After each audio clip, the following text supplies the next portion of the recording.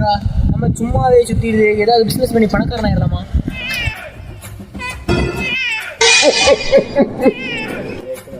இது நம்ம பிஸ்னஸ் பண்ணுறோம். எப்படிடா? பிஸ்னஸே ஒன்று வச்சுதான்.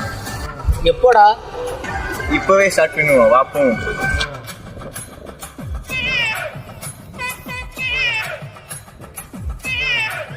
இந்தா இதை குடி. இதான் பிஸ்னஸா? இது மேலே குடி.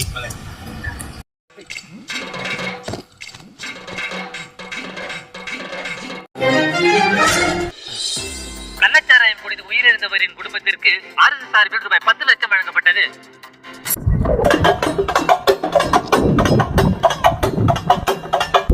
வேற பிசினஸ் பண்ணணும்னு சொன்னியா? வாங்க.